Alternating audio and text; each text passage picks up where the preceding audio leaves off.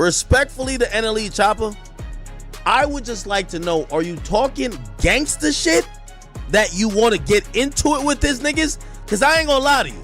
I think YoungBoy is attracted to niggas that's down to kill and die. I'm gonna be honest. YoungBoy's attracted to niggas who's down to kill and die. He's still on that. Not saying he's sanctioning nothing, but those are the people he likes to surround himself with. I don't think Nle Choppa is talking that energy. I think he's talking about artistically. Nle Choppa just dropped yet another NBA YoungBoy diss. And this time it's honestly getting embarrassing. The same Memphis rapper who once called YoungBoy his favorite artist is now throwing shots every few weeks like clockwork. And the real reason behind it? It's about to surprise a lot of people. Behind the goofy dance routines and all the Bible talk, Choppa has been quietly watching his numbers fall while YoungBoy continues to dominate. And it looks like he's convinced himself that the only way to stay relevant is by dissing the king. The deeper story of how a former supporter turned into YoungBoy's loudest nuisance involves broken deals, damaged relationships, and a desperate fight for attention that's more sad than scary. What's good, fam? We're about to break down some real industry desperation that's been unfolding right in front of us while most people haven't even caught on yet. Now, before we get deep into this situation, let me keep it real with y'all. Social media has been buzzing over Choppa's new track, Hello Revenge, with fans asking why he just won't let YoungBoy be. But today, we're separating facts from fiction, real moves from fake energy. October 2025 is when everything became clear.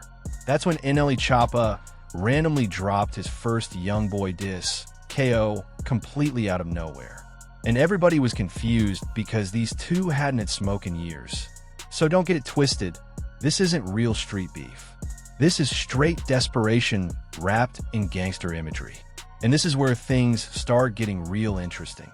The numbers tell the whole story, and Choppa has been feeling it heavy. Just look at the streaming stats, fam. His recent drops are barely scraping past 1 million views, while YoungBoy is still pulling tens of millions without breaking a sweat. His last few singles hit the wall hard, and that's when reality set in. He couldn't keep remixing old waves forever. Then he noticed something important. The algorithm loves controversy. And the moment he attached YoungBoy's name to his music, the engagement went crazy. Reaction channels popped up instantly. Hip-hop blogs jumped on it. Social media went into a frenzy every time those two names were mentioned together. So now, let's rewind to where all of this really began, 2018. Nle Choppa was just a 15-year-old kid out of Memphis trying to break into rap, and NBA YoungBoy was his absolute favorite artist. And this wasn't casual fandom either. This was real admiration. Choppa was remixing YoungBoy records, studying his style, and constantly getting compared to him. He literally shaped his early career using YoungBoy's blueprint, from the aggressive delivery to the street-heavy storytelling, even down to the branding. Nle stood for no love entertainment, just like NBA stood for never broke again. The influence was undeniable. Back in February 2019, during an interview with Hip Hop DX, when Choppa was asked about his favorite artists, he clearly named NBA YoungBoy, Meek Mill, and Lil Durk. That's documented proof of the admiration, not some rewritten narrative. But the fan energy went way beyond just interviews. Choppa was deep into YoungBoy's catalog, studying his flows, copying his energy, and even remixing Through the Storm into his own version called Through the Rain on an early project. This was a young artist chasing the same spark that made YoungBoy so powerful. The Memphis scene was different from Baton Rouge, but Choppa saw how YoungBoy's raw authenticity connected with fans worldwide. He wanted that same bond, that same ability to turn pain into platinum success. But this is where things started shifting. In March 2019, the first real tension surfaced when some of Choppa's close associates went on Instagram Live and started talking reckless about YoungBoy, calling him fake and questioning his street credibility. Choppa tried to shut it down, telling them to chill because over 2,000 people were watching live. But the damage was already done. One of his boys straight up called YoungBoy a lame and said he wasn't really about that life. That level of disrespect hit different, especially coming from people connected to someone who claimed to be a supporter. YoungBoy caught wind of it quickly and jumped on his own live to address the situation directly. And from that moment on, the energy between these two was never the same. YoungBoy responded by saying, "Ain't no killer," making it clear he wasn't tolerating the disrespect at all. But here's where it got wild. Choppa immediately jumped back on Liv, trying to calm everything down, saying YoungBoy was still his favorite rapper and that he wanted to work with him. That moment exposed the real conflict Choppa was dealing with. He was stuck between the street image he was trying to protect and the genuine admiration he had for YoungBoy. He couldn't control what his people were saying, but he also didn't want to lose the respect of his idol. Still, the damage was already done. In YoungBoy's world, respect is everything, and letting your circle get reckless is seen as weakness. That moment planted the first real seed of distrust between them. Later in 2019, when YoungBoy was locked up on a probation violation, Choppa dropped a full song called Free YoungBoy, showing nothing but love and support. And this wasn't some fake industry move. This was real admiration from a young rapper who truly looked up to YB as his main inspiration. The track even sampled YoungBoy's Free D-Dog beat, showing just how deep that influence really ran. But this is where the story goes deeper than simple fan loyalty. Once Choppa started getting real success, his movement began to change. On June 19, 2019, he got into an altercation with Quando Rondo in Houston, and that moment shifted everything. According to Quando, he was inside the venue minding his business when members of Choppa's crew approached him with hostility. And that's when the tension officially crossed the line. The tension was immediate. This wasn't some accidental bump or simple misunderstanding. Choppa's people came looking for smoke. When Choppa pulled up with his crew, the situation escalated fast. Quando Rondo threw a Hennessy bottle that hit one of them square in the face, busting him open and leaving blood everywhere. Security rushed in to break it up, but the damage was already done, both physically and to any chance of peace. Quando went live right after the incident, showing zero remorse, and even bragged about what happened. He said Choppa's boy needed stitches from his forehead down to his nose, then mocked the situation by offering $40,000 for Choppa to post his injured friend. But here's the most embarrassing part. After all that tough talk and street posturing, Choppa was privately sliding into Quando's DMs trying to make peace.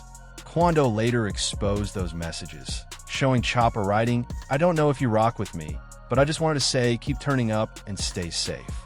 In the streets and the industry, everyone knows you can't play both sides and expect loyalty. But Choppa did exactly that, while at the same time publicly aligning himself with YoungBoy's biggest rivals. And here's where it gets even deeper. Choppa started getting close with King Von and Lil Durk's camp. This wasn't just surface-level industry networking. Von and Choppa were really building a bond, playing video games together and forming a genuine friendship while both were on house arrest. When Von was tragically killed in November 2020 after that altercation with Quando Rondo's crew, Choppa posted emotional tributes calling Von his brother. The pain was real, but so were the consequences of that loyalty.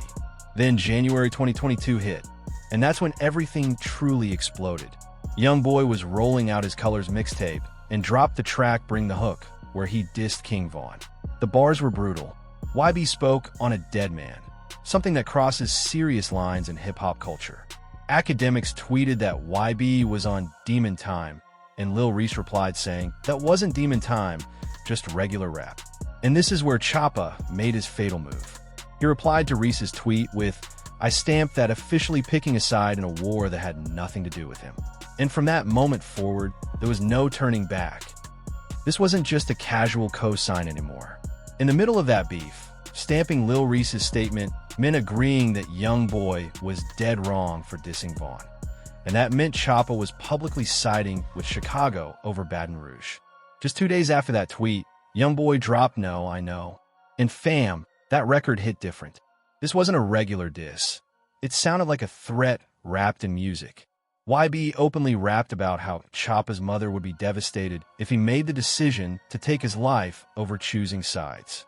Let me break this down for you, because those bars were genuinely chilling. YoungBoy said, "Your mama gon' be crying when she see you in that coffin." That's not typical rap talk. That's a straight-up warning. He reminded Choppa how he once called YB his favorite rapper, told him to stay in his place or get his face split open. The song went even deeper. YB mocked Choppa's health and wellness phase, called it fake, and even took shots at his past relationship with YoungBoy's ex, Young Blasian. He attacked him from every direction: personal, professional, and psychological. But the coldest moment came when YB softly sang in that eerie tone, "I want your soul," while making it clear that choosing sides could cost Choppa his life. That was psychological warfare in musical form. And it worked because Choppa went completely silent after that. And the pressure didn't stop there. YoungBoy referenced Choppa's cars, his Instagram activity, even his mother, who manages his career. He was sending a clear message. He was watching everything, and nothing was off limits. The interlude was especially dark, with YB saying he was surprised Choppa's parents hadn't talked him out of this beef. That's when you know it crossed into dangerous territory, when someone starts threatening your family's peace of mind. For those who don't understand how this industry really works, let me explain it simply.